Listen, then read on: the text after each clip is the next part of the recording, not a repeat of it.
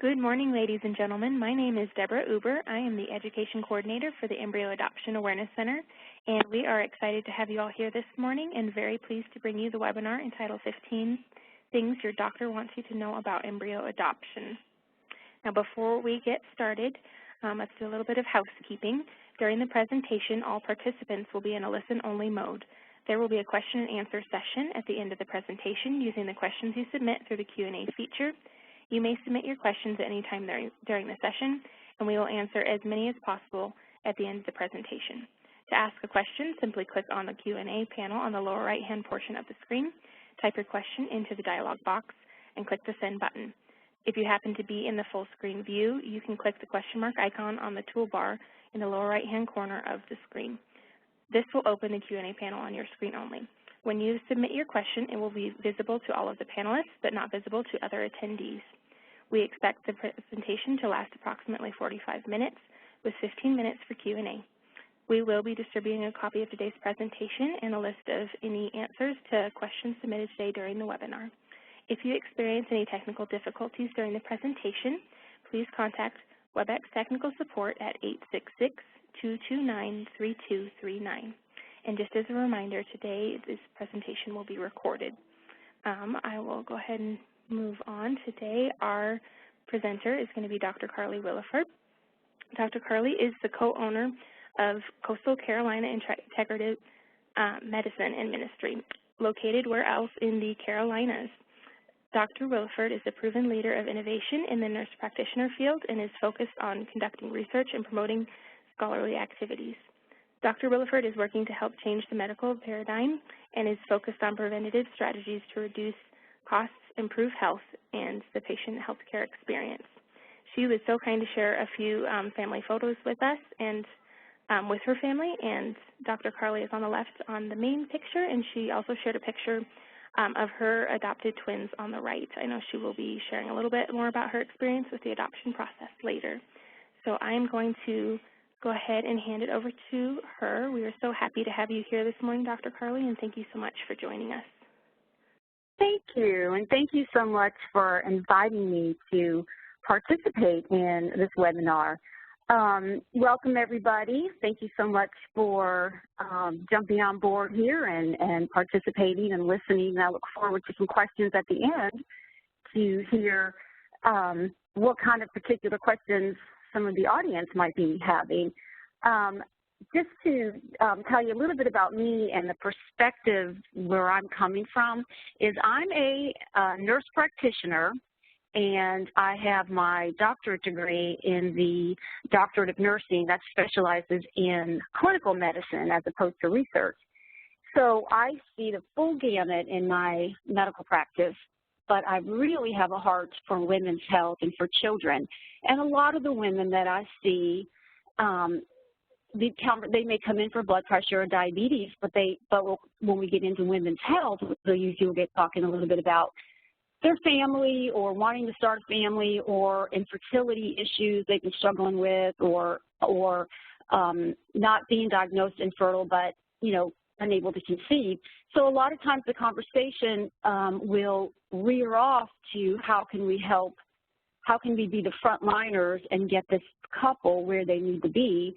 And as a medical health care provider in primary care, a lot of times the women will ask me, what do I think about adoption? What do I think about starting infertility? What do I think about referring to, to an infertility clinic? And that's how I get into the picture. Is I found myself having to really go over some of this research because I have a lot of different ladies who are in these different decision-making trees, and they come into primary care because we have this relationship built with the family, and we sit and we do a lot of counseling on, what do I think, or what do I, and so I try to really develop some level of protocols of different conversations and decision trees, and also have enough information in my waiting room with pamphlets, and I try to give them the education piece and give them point them in a direction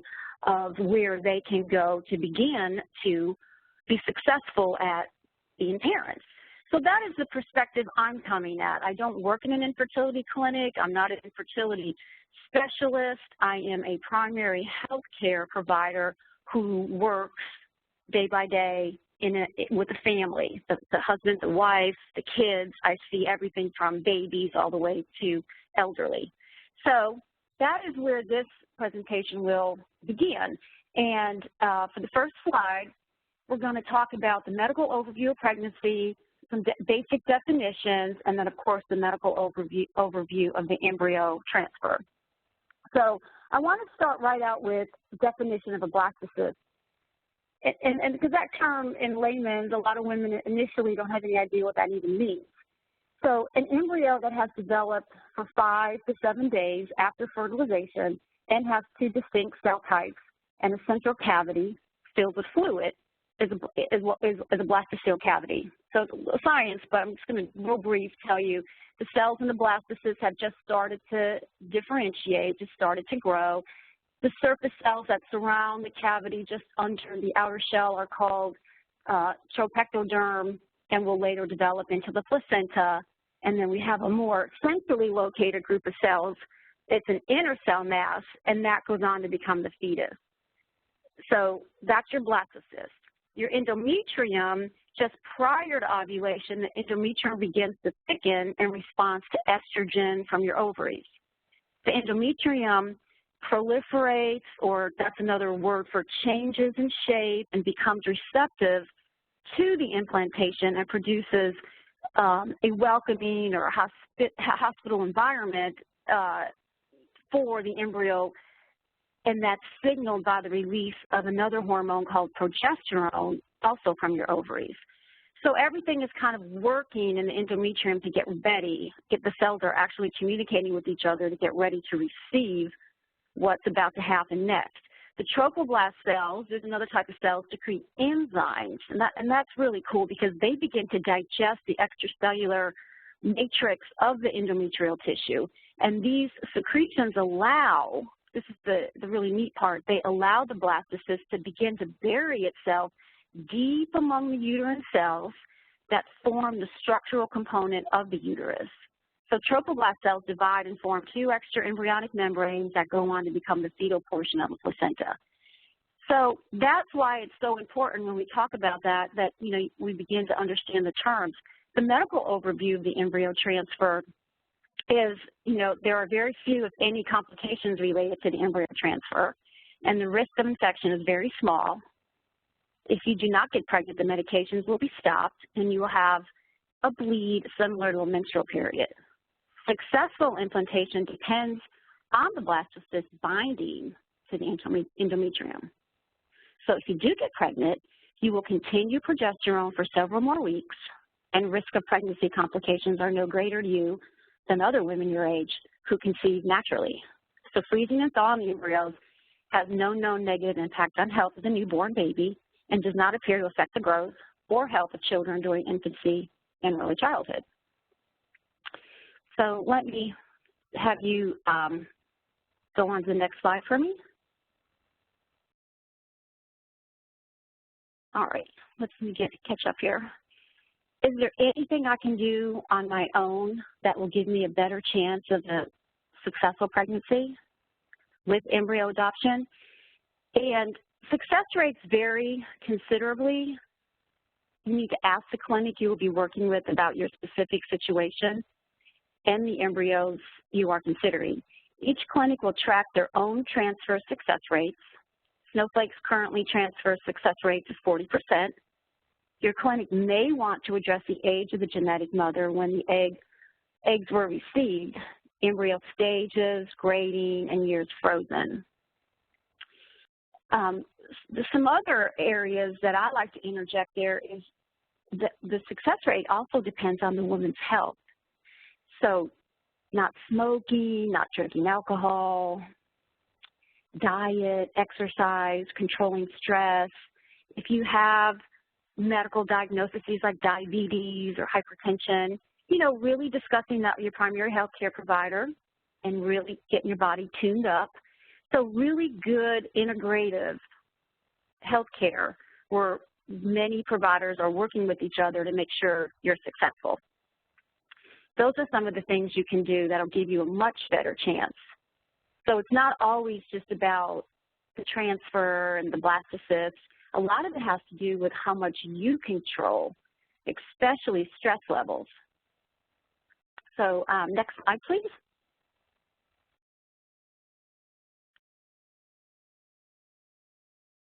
How is embryo adoption different from IVF? IVF is a physically demanding process for the woman, needing hormone injections to overstimulate the ovaries, monitoring, and the regular blood test. This is a big deal. The women that my patients that have gone through IVF, they're just, I'm going to interject this, but they're just absolutely exhausted going through this process. The frozen embryo transfer will occur 3 to 5 days after egg retrieval for a fresh cycle. The rest will be frozen for later use. Using already frozen embryos is less demanding for the adopted mother after tracking the lining of the uterus. The embryo will be transferred via, they use like a little small plastic catheter. And if you and your partner are looking for an alternative to infertility treatments such as IVF or donor egg recipient IVF, that's a great reason to look at embryo adoption. Frozen embryos are less expensive, they're less invasive for a woman, and that superovulation and egg retrieval aren't needed. And that's, that can be a painful procedure. Anesthesia is even recommended sometimes for when women are going back for that part of it. IVF is never the first step in the treatment of infertility. Instead, it's reserved for cases in which other methods such as fertility drugs, surgery, or artificial insemination haven't worked. So unlike the simpler process of artificial insemination in which the sperm is placed in the uterus and conception happens otherwise normally, IVF involves combining egg and sperm outside the body in the laboratory, and then once the embryo or the embryos form, they are then placed in the uterus. It's very complex, it's very expensive, and, it's exhausting on the woman. And, the first step of IVF involves injecting hormones, so you produce multiple eggs each month instead of only one.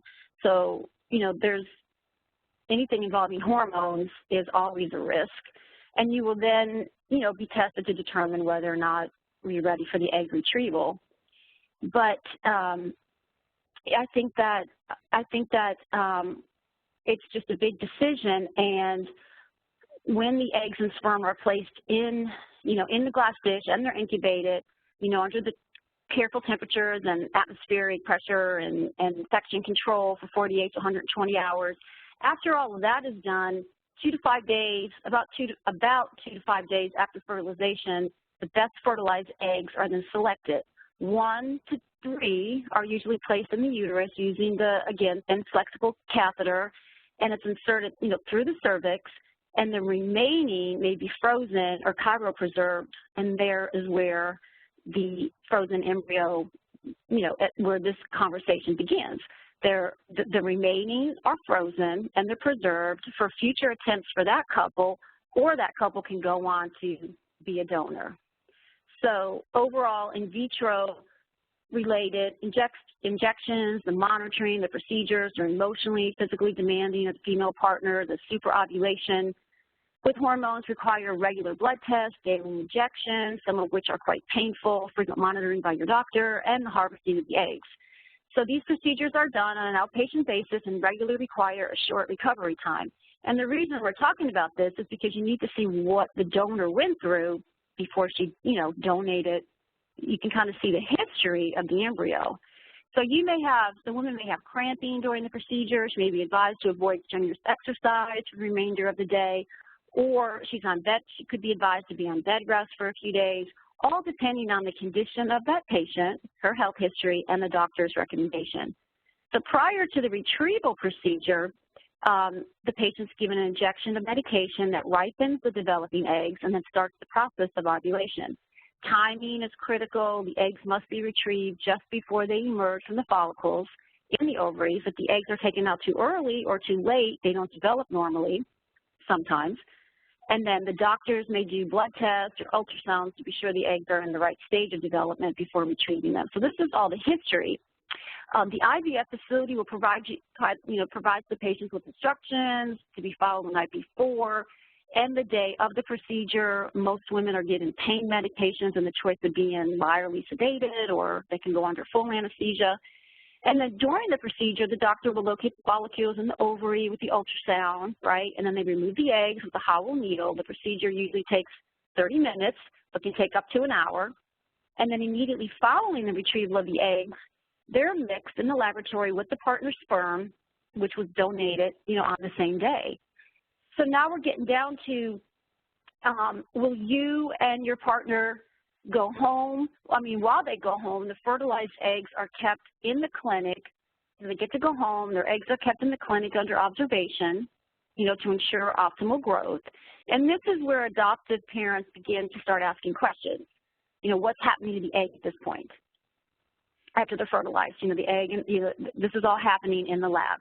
So depending on the clinic, you may even wait up to 5 days, until the embryo reaches a more advanced blastocyst stage. And that is where those questions will come in later, where everybody gets, worried about what day. It kind of depends on this observation process that has to be going on, because everybody's cells are different.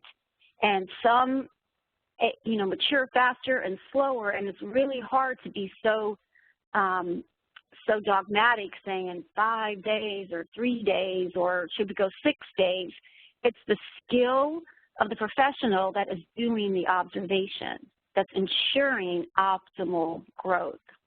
So once the embryos are ready, then the patient, needs to return to the IVF facility, so the doctor can now transfer one or more into her uterus. This procedure is quicker and easier than the retrieval of the egg. The doctor will, again, insert that flexible tube into the vagina, up through the cervix, into the uterus, where the embryos are now deposited. So now, to increase the chances of pregnancy, most IVF experts recommend transferring up to 3 embryos at a time. But again, that differs patient to patient, clinic to clinic, health histories are all involved. And then, however, this means you could have a multiple pregnancy, which could increase health risk now for both mom and baby. So following the procedure, you would typically have the patient stay in bed for several hours, and then, they're discharged 4 to 6 hours later.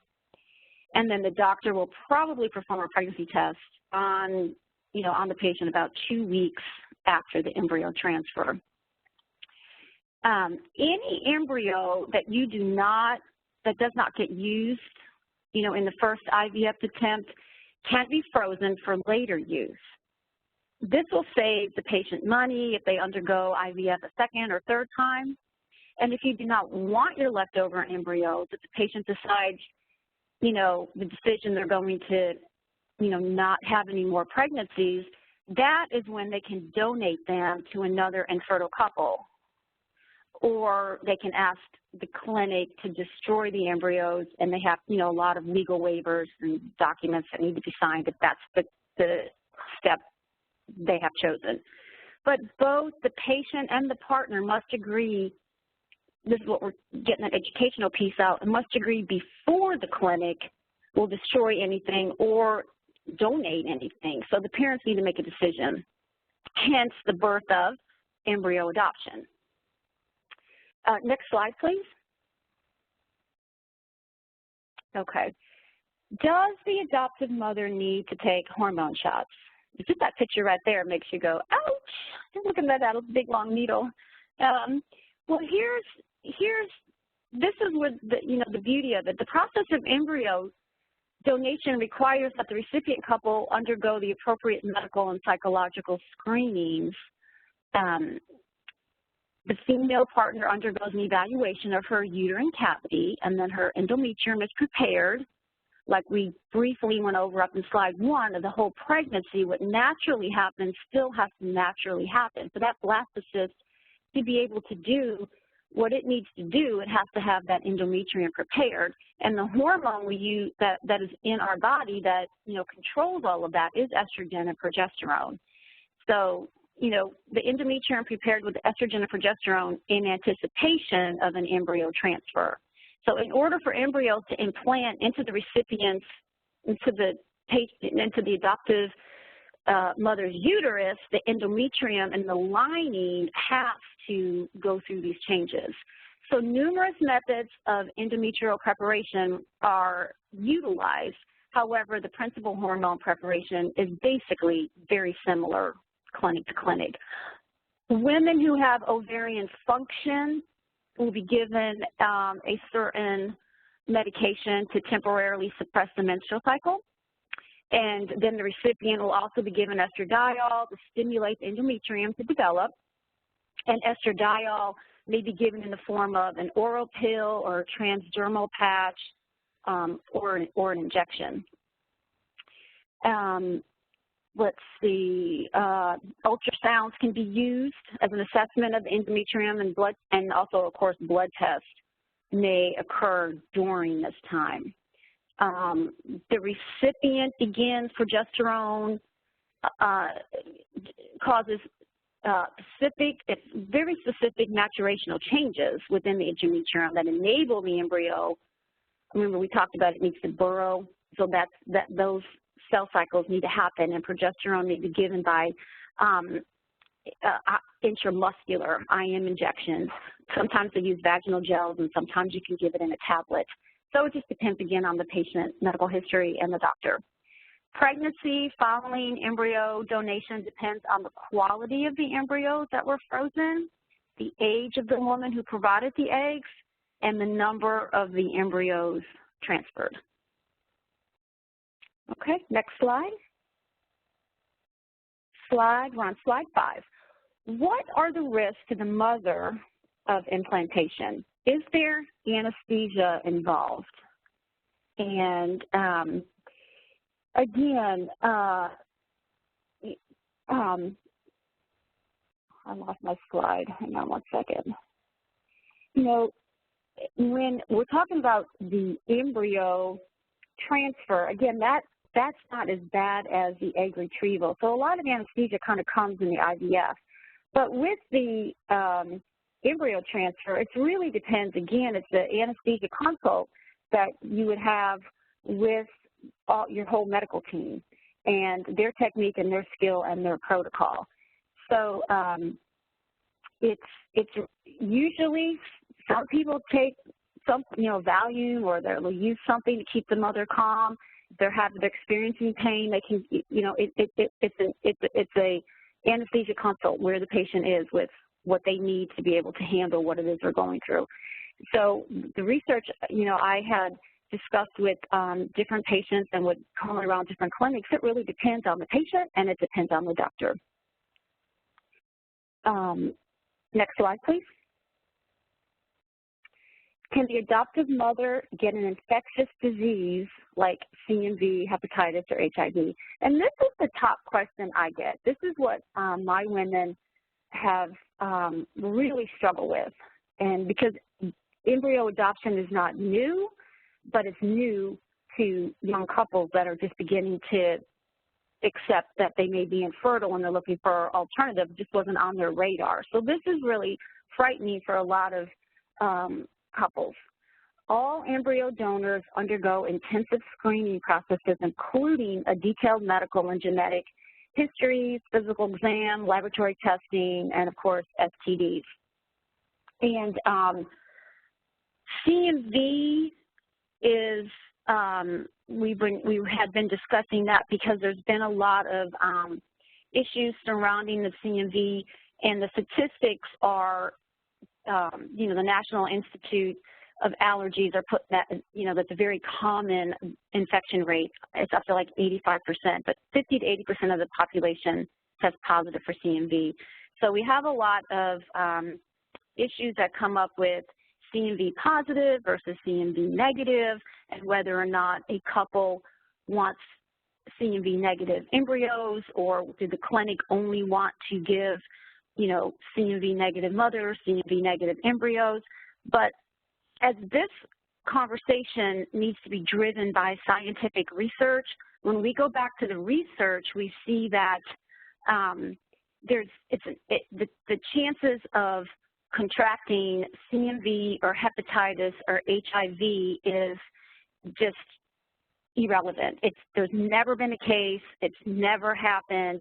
A lot of the research are looking at that freezing process of dropping those temperatures down, and that liquid nitrogen destroys all viruses and bacteria, because they've just never seen it happen. It's just an astronomical chance that it ever would happen. You know, it's less than 1%, and some of the studies even have a, you know, far less than even that. So all embryo donors undergo this intensive screening process and a detailed genetic exam, because some people, you know, besides when they get past the STDs and HIV and the viruses, you know, they get really worried about genetic diseases. And most of the medical histories, you know, the population here all have reproductive issues to begin with. So all donors have evaluations and screenings for STDs, because a lot of STDs cause, you know, problems down the road. Hepatitis causes problems, syphilis, HIV. So they've done a lot of work, a lot of research in this area. It's not you know, we're not walking around in the clouds here. There is a lot of published research, and there's never been a bad outcome. It's very, very safe, and this cryopreserved process, if that's rendering some of these underlying infections harmless, that's another very good opportunity for infertile couples to know that their embryos are healthy. So even if the embryo donor was, say, positive for an STD or an HIV infection or hepatitis, you know, those studies that say the chance of transferring the infection is astronomically small, they're actually going on to even say it's probably just only a theoretical concern. So in theory it could happen, but in reality it's not a concern. So it is uncertain if any STD has ever been transferred to a recipient, ever. And in their Academy of Research, that is what the studies are saying. The FDA does not require donor rescreening, which is what would be ideal, what the medical community would like, but the American Society for Reproductive Medicine highly recommends it. FDA regulation exceptions and exemptions from screening, they have a whole website that, for those of you that are interested, you can get a copy of that link and read that. But there is some exemptions, and the current FDA mandated blood tests right now as it stands include HIV 1 and 2, Hep B surface antigen, Hep B core antibody, IgG and IgM, Hep C antibodies there, syphilis is there, CMV, IgG and IgM, gonorrhea, chlamydia, and then of course blood typing and Rh factors. And there's another virus, HTLV 1 and 2, they also check for. So that is the workup, and you do have access to all that information when you work with an adoptive agency. That's the beauty of using home studies and adoptive agencies, that you have information, the families are working together, and the more information, the better. It's just such a beautiful relationship, and that social worker kind of holds your hand and walks you through all of your questions and helps get all of the information that, you know, couples really want to know or understand. You have to stay off the internet, because when you get reading things on the internet, a lot of times it's anecdotal bad science, or it's somebody that's writing things that don't even have any citations cited, and innocent people start reading this stuff and they get scared and they have bad information, and now they're making decisions on stuff that's not even true. And, you know, having a social worker from an adoptive agency that can pull it all together, and if they don't have the answer, they find the answer. And so, like Snowflake, you can see all of the webinars. You can write down your questions. You can get your answers, and it's just wonderful for making decisions. And then also when you make a decision for down the road when you have the baby, you still have resources and you have medical histories. And, you know, knowing all of this is so much better than going into something completely blind and having no idea. So I'm a big fan of adoption agencies and working with social workers. Big fan, and they're very critical to the medical team and critical for the success of everybody involved. Let's see, where are we at? Next slide, number 7, please. What is the difference between embryo adoption and a surrogate mother?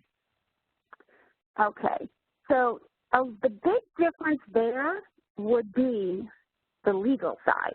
So we've got surrogate mothers. All of you are familiar with what a surrogate mother is, and that is been around. I mean, that's why we have so much data that this is a very successful procedure to undergo for a woman.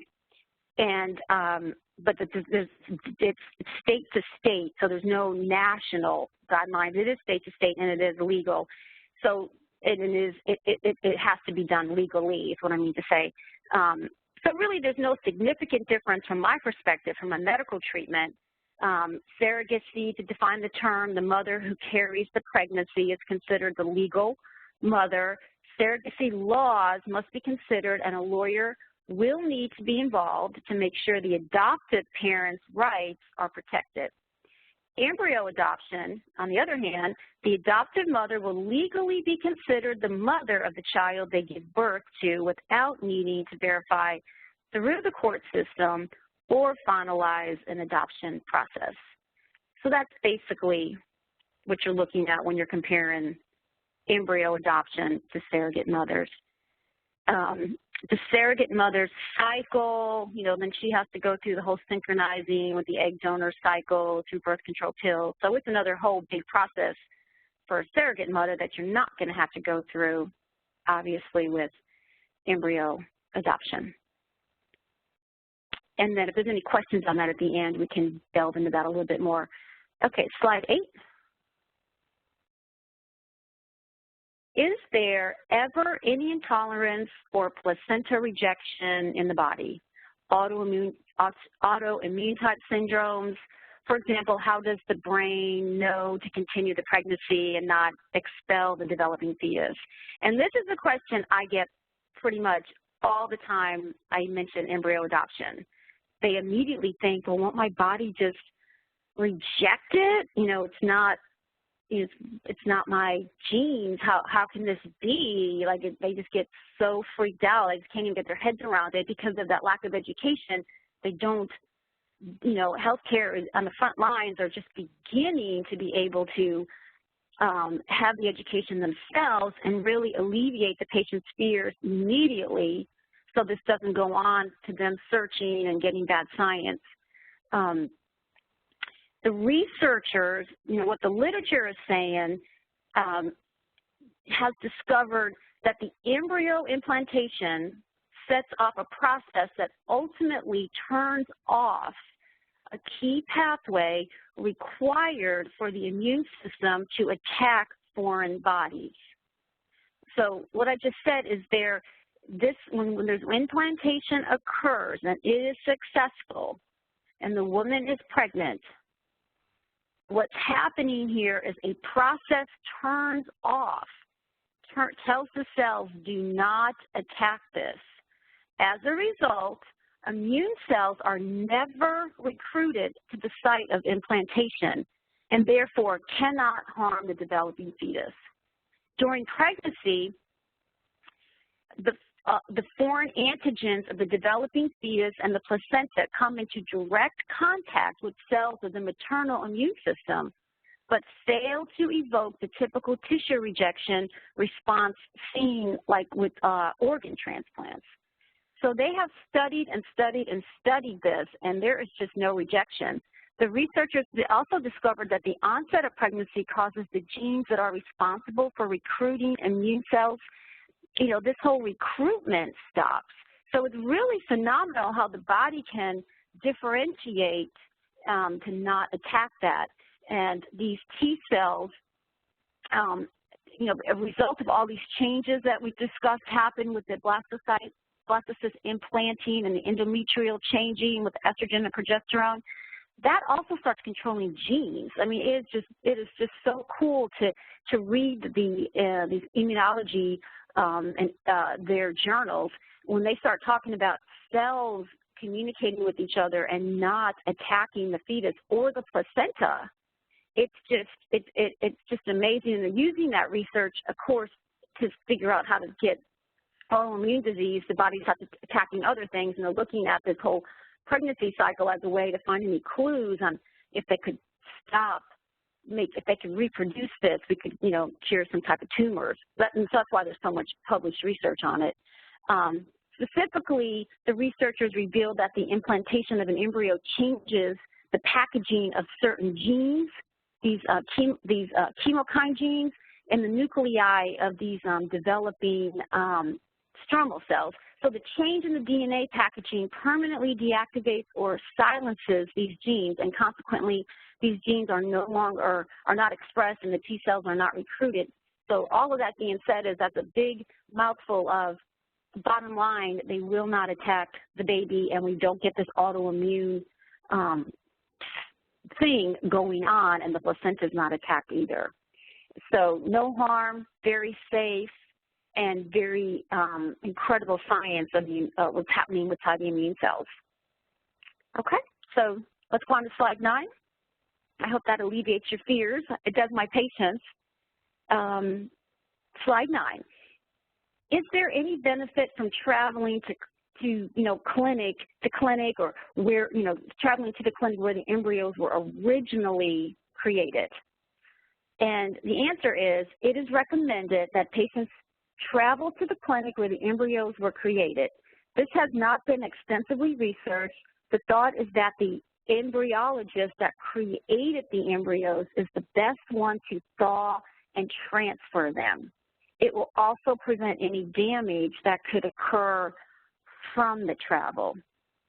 So we do not encourage patients to move or request to move frozen embryos from one clinic to another, since there's always the possibility that the embryos can be lost or damaged during the shipment. And so think about this, among the major national, international shippers, FedEx, UPS, DHL, et cetera, all of those, none of them will knowingly accept human embryos for shipment, and insurance cannot be obtained to cover the movement of the embryos from one site to another. So if the embryo has to be moved, they are transferred inside a small tank, and inside this small tank is a miniature version of a larger tank in which the embryos are routinely stored, but the liquid nitrogen required for cooling is held securely inside special absorbent walls inside this tank. This prevents the liquid from spilling, or being lost or leaked during the shipping, and it reduces the safety risk for the personnel handling the tank.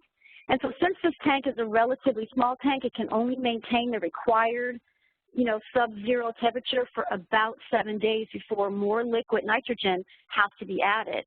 So this limitation is especially critical for long-distance shipments where there could be delays or custom problems, or the journey might be longer than 7 days. And as a result, we strongly encourage all embryo shipments to be completed in the shortest possible time, if a couple really insist on going that route, so that the embryos have the best chance to arrive still frozen at the recipient's clinic.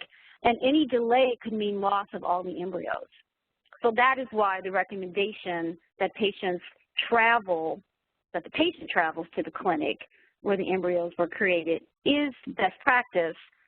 But of course, we do have the capability of embryo transfer, should that be the option that the parents really want. Slide 10. Okay. Is the adoption model really necessary, even the home study? The home study is a process that allows adopting families to work out emotional issues and receive education. It supports and gently prompts parents to think about what they are doing in collaboration with a specialized social worker with the experience of working with hundreds of other couples. Social workers have answers, they have resources, and they have the counseling skills. And that piece, you can't even put a price tag on. That is invaluable. And the home study helps you work through things that you probably would never even think of, let alone write the answers out to. So the process is very, it grows the couple. It hones in where they need to do work and maybe get some books or literature and be better in certain areas and educate in other areas. So it's very, very important. And each state has different laws, and any mistakes can seriously, can cause serious consequences. So, it just depends on what state you're in. You need to make sure your third-party reproduction is legal and all parties are protected. This critical working together with your spouse. And even if healthcare providers, in the different clinics aren't promoting this social work piece and adoption agencies, they are definitely telling the client to make sure they pull in mental health professionals. They feel that the disclosure is important in maintaining an open and honest and trusting family relationship. Well, that's a difficult concept to just kind of be dropped on your lap. You need mental health to, help you work through these issues. But here's the thing, if mental health has no experience in adoption or they've never worked with families, you don't want to find yourself in a mental health office professional in their office and they have no idea what you just went through and don't have any experience to help you. So again, staying with counselors that have the experience and do this professionally for a living, experience is everything. So this evidence that we have suggesting that, accidental or delayed disclosure, that can cause children to feel shocked, confused, betrayed, and it impairs their sense of trust. And those are big issues, and you need to do your homework ahead of time with an expert who can help you. So that is the reason why we really want to be doing home studies and working with the adoption model. Okay, slide 11, please. Is there any medical reason why we shouldn't choose an anonymous embryo donation? It seems much easier. And I think we've spoken to that in a few slides back. This ongoing medical history is very important. Genetic siblings and the chance they may meet later in life. Just think about, when these embryos are divided into 3 or 4 different families. Well, these siblings may be in the same neighborhood where the clinic is, they may be in the same school system. We don't have any studies that are showing us 10 years down the road, and, they may look alike, they may date. I mean, there's a lot of ethical issues here. We could go on forever in another webinar about just this one bullet point of genetic siblings and the ethical concerns over fully related siblings being unaware of one another. And again, anything anonymous can never be good, because anytime we're missing information, we're walking in the dark and we're making decisions based on no information. So obviously we can make very bad decisions and we could have very bad outcomes. And typically we find that then when we look back, experts say, what in the world were we doing? So we really need to be dealing with these difficult decisions early rather than later, because later there's always those point of no returns that we have in healthcare. We don't want to get to the point of no return where now we've created a mess. And proponents of openness believe that knowing your genetic origins contributes to a person's sense of identity. So withholding this information might compromise the quality of medical care that the child goes on to receive through their life. They need to know who they are and who they're related to, and how they came into this world, and it's a way that it's a beautiful relationship that parents can begin to teach the child who they are, and they begin to be proud of this. And we need to be controlling, genetic siblings and all these different couples. It's just anonymous. It's just not I just don't think it's a positive thing for society. The child is not genetically related to you.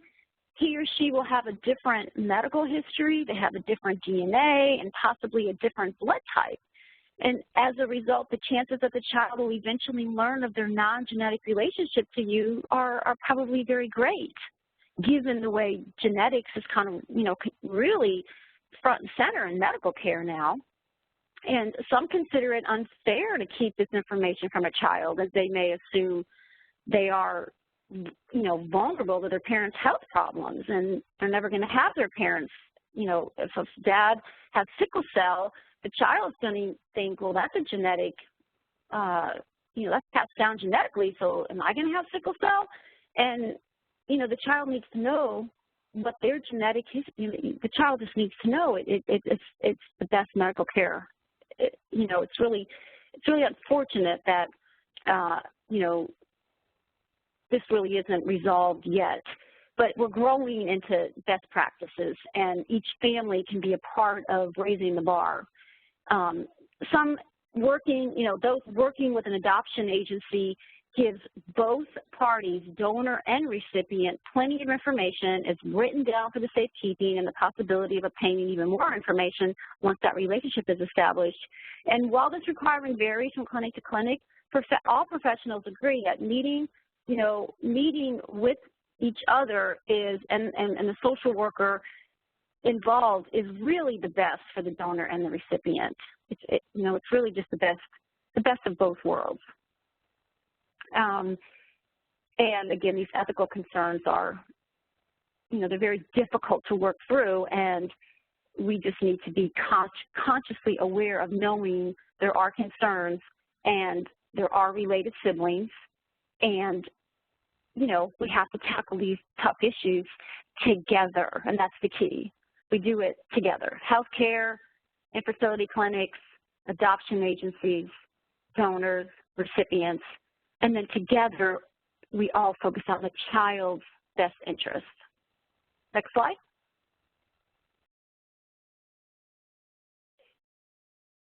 Let's see. Oh, and I did want to just back up real quick on what I had a note here to mention to remind myself to mention, the genetic diseases, don't forget, are ethnic background information, and that's key to have, because Caucasians typically, again, we see cystic fibrosis, and African Americans, the sickle cell, which I, briefly mentioned, and the thalassemias, and in the Asians, this alpha thalassemia, and then in the Jewish community, we have Tay-Sachs and cystic fibrosis, and this Canavan disease, and there's some other ones, very difficult to say, the Gaucher, Niemann, Pick, these autonomia, mucoliphidosis, and these are they're rare, but they're not rare in these different ethnic backgrounds. So this historical data, besides the complete medical history and the genetic history and the STDs and the laboratory workup, having some of these histories of this in a family is absolutely critical to know. And this cystic fibrosis, in some of these, the medicine has advanced so far that if we would know and know early, all of these have such a better chance if we were to know until they get a foothold and things get out of control. So I wanted to really mention that is, you can't get through nursing school without studying all of these diseases in depth, because they're very significant in society, extremely significant. So we don't want to leave that out as part of the health history of the following child, not knowing. Okay, let me get back to slide 12. I read on the internet that the best embryos are day 5, vitrified blastocysts. If I only accept those embryos, will I have a better chance of pregnancy? And this question, I am sure that my colleagues, social workers will probably say this is probably the #1 question as well, and it's important. In the few years since its introduction, vitrification has shown promising and excellent results in clinical studies. New research is still being completed regarding the best way to freeze and thaw embryos. So, not being a expert in, I would love to go hang out in a clinic one day for like a month and watch all of this, but I had to go back in and really educate myself on this whole vitrified blastocyst, because when they kind of throw that term around, I'm pretty educated, and I was like, vitrified blastocyst? You really have to think about what in the world are we talking about here. And when you go hunting for the research, let alone, I'm not talking about on Google, I'm talking about in the academies, their own research, there's not really a whole lot there to back up any of these statements that, people think the researchers believe day 5. Well, when you look for studies, well, why do you believe that? And the studies that I could find as a healthcare provider, and, I don't have a researcher on my team, but, for just spending some time myself looking so I can answer my patients' questions, some of the researchers believe that day 5 embryo transfer has a filtering effect, and what that meant was this weeding out of some of the chromosomally abnormal embryos, that if you wait a little bit longer, the ones that aren't very chromosomally healthy won't survive. So that was the reasons why they like to wait a little bit longer. Again, that observation of the scientist is critical.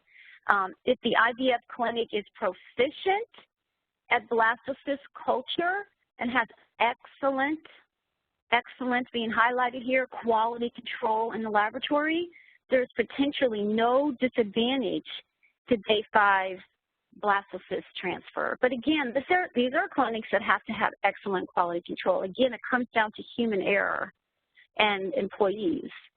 So, however, if the cultured environment is suboptimal, like say another clinic doesn't really have such great quality control, or the scientist isn't technically excellent, they may have suboptimal delay in embryo development, and even embryonic arrest will occur in some cases.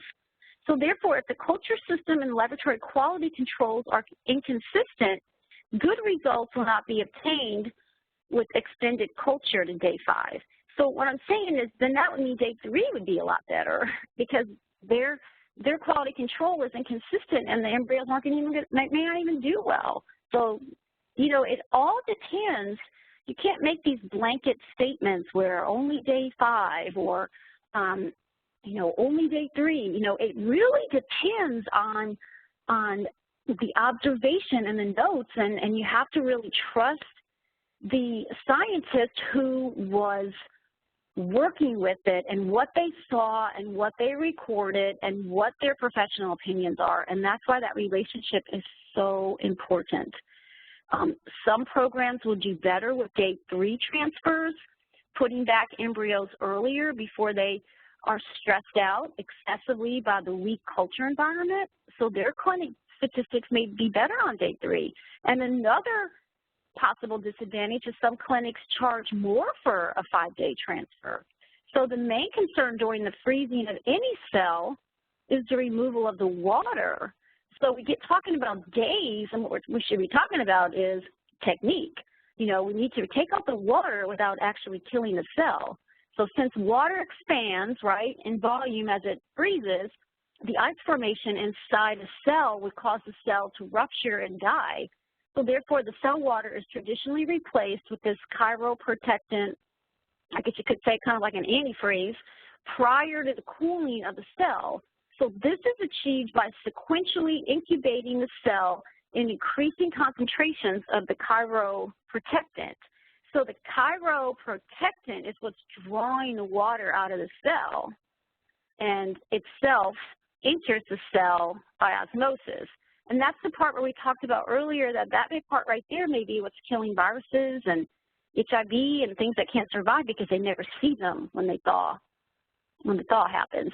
So the chiroprotectant draws the water out, right, and it enters the cell by osmosis. So once most of the water has been removed, the cell is cooled at this very slow rate, right? And it's, goes down to what, 0.3 Celsius per minute or something like that, until it has been cooled below, minus 30 degrees Celsius and is, therefore fully frozen. Thereafter, storage of frozen cells is in this liquid nitrogen. I think it's around 196 Celsius, freezing, which is simple and practical, and that's the way they've always done it. So then comes along this newer method that most of the, it didn't really get noticed, it's vitrification, and that still requires the use of this chiroprotectant that we just talked about, and the cell is ultimately stored, again, the liquid nitrogen, all that stays the same, but the journey from the incubator at the 37 Celsius to the nitrogen at the 196 Celsius is way faster.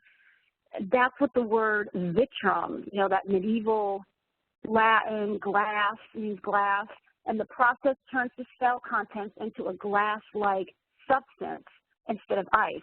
So since little or no ice forms, the risk of rupturing the cell is eliminated. For glass to form instead of ice, the rate of cooling must be thousands of degrees per minute instead of that 0.3 degrees per minute that we use in that slow freezing that I just painfully went through with you guys. But if you are following me, this whole process is sometimes referred to ultra-rapid freezing, although the word freezing is really inappropriate here since the cell is not doing, an incredible success rate to the patients and to the clinics.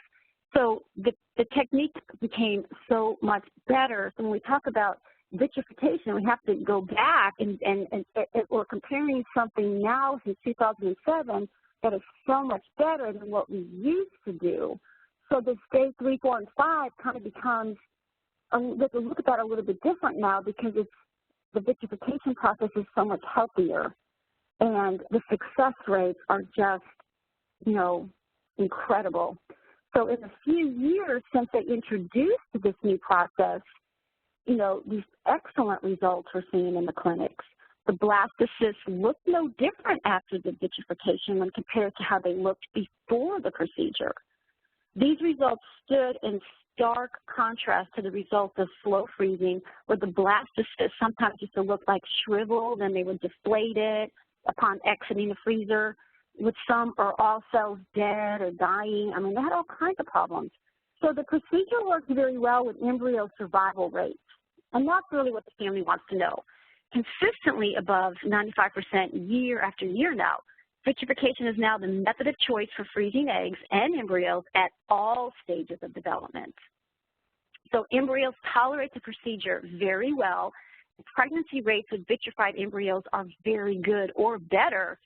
That's amazing, or better than with fresh embryos. So that wasn't true before, right? Fresh was always best, but now it may even be better. And the statistics, we're collecting them constantly and they get them published, where healthcare, is beginning to understand this at levels where, because we don't really have this in nurse practitioner programs or our doctorate programs. You have to go to the literature and learn this and look at the research, and we're glad that they're publishing this because it's good for the mother to know that these success rates may be even better than fresh embryos. So, and knowing that vitrified embryos do so well, many patients are choosing to transfer just one embryo in the fresh cycle to minimize the risk of having multiple pregnancies. So that's really interesting in the literature. That takes care of some other problems. Okay, 13. Carly, yes. This is Kimberly Tyson. We're already at 2 minutes after the hour, and you still have 3 more questions to go. So wanted to let our attendees know that we are recording this session, and we're going to let Carly answer these questions. And if you have questions, you can email them to Deb. She'll follow up to each of you with some information, including the presentation after we're completed with it. If you want to just stay on and listen to the rest of the presentation, that's great too, but I wanted to respect your time and let you know that we are recording it if you would like to listen to it at a later time. Thank you. And go ahead and finish up, okay. Carly. The last couple slides are really quick. I kind of front-loaded the information, so the end is just a minute here. We're on slide, I lost track here, 13. Do embryos have a shelf life, or are health risks possible for the potential child from being frozen so long? No one knows what the maximum storage period might be. Procedures from human embryo freezing were developed in 1984 and only went into widespread use in the late 80s. The longest time a human embryo has been stored in the literature is somewhere from 25 to 30 years, and that was typical, rough, we don't really sure in the literature. Patients that have left embryos in storage for this long are not coming back for them.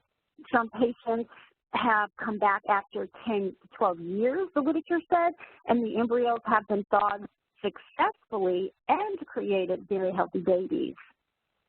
Beyond this time frame, we don't know how long an embryo will remain viable, but it is possible, kept in liquid nitrogen, an embryo may be viable indefinitely. Next slide. Slide number 14. Is breastfeeding possible, even from a pituitary feedback loop? And that's obviously why you have infertility. But yes, long story short, most women who have undergone infertility treatments or embryo adoption are physically capable of breastfeeding. And they work with their doctor and make sure that they're successful. Last slide. What do I need to know after the transfer? We strongly encourage all embryo shipments, we talked earlier, to be completed in the shortest possible time so the embryo has the best chance to arrive still frozen. So that transferring the embryos is no delays. And don't transfer if you don't have to. Again, if it's transferring, we're talking about the going on to a pregnancy. Again, we go right into what is a healthy pregnancy, and that is working, again, with your doctor and not missing appointments and following the instructions and eating healthy and, exercising correctly, not getting dehydrated, not doing any of the activities that would cause a miscarriage or would cause the body to begin to go into labor. So, that is a traditional pregnancy at that point, and it's monthly appointments with very rigid guidelines to get the baby to term with a successful birth. And that, I believe, ladies and gentlemen, is our last slide. She's eating healthy on that slide, so that's a great way to end. So I'm going to open it up for questions. And again, we have myself as well as my colleagues. If I can't answer anything on the embryo of the adoption side, they'll help me out on those questions. So, yeah, thank you so much, Carly. I'm going to go ahead and just leave it on the slide really quickly. If anybody has any questions they want to submit, they can do so using those instructions. And I'm also going to just really quickly introduce a couple of upcoming webinars that we have.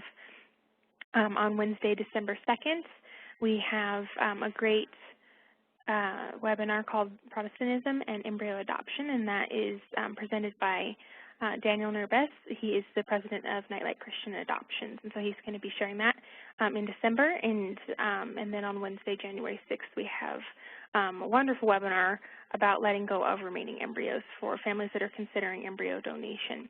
So I would really recommend that for any families that have remaining embryos that are considering their options. This would be a great one to attend.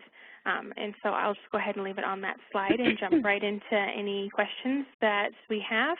And if you want to read more about those webinars as well, we have that information there for you. All right, one of the first questions that we got was, I'm evaluating adopting 8-day 3 embryos. Perhaps I should reject that match and only accept blastocyst embryos since they're considered very positive, and I know you discussed this a little bit, but if you wanted to elaborate on that as well. Well, I think that like I had discussed in the slide, there's really not that much of a difference as far as the way they were frozen and unfreezing, and the new process we have now in the bio field of the actual freezing and thawing. Where you need to speak with and hone in on is talking with the trained scientists who worked the embryos from the beginning, because they are the ones that recorded the observations. And they are the ones that can best answer that question, because they looked and made calculations every day. Day 1, day 2, day 3, all the way, sometimes they're even going into day 6 with these little slower ones. Not that they were anything wrong, they just were a little bit slower, but went on to be beautiful, healthy babies. So it's the observationist of the scientist. You need to work with the doctor, the PhDs that were the people who worked with the embryos from the beginning.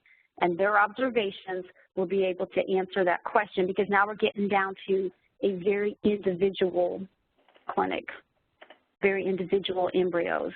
So day 3 may be the absolute best ever for that patient. Right. All right, thank you so much. I actually, since it's starting to get pretty late in the day, I think we're going to go ahead and wrap it up, and then if any questions come in or any questions that are sent in, I will go ahead and just give you a quick call and have some answers written up for them. So I'm going to go ahead and wrap up the webinar for now. Great. Well, I enjoyed talking with all of you. Thank you very much for participating. Yeah, thank you so much. We loved having you guys all here. And I will be sending a recording of the webinar to anybody who registered. So I hope you have a great day. Thank you. Have a great day, everybody. Bye-bye.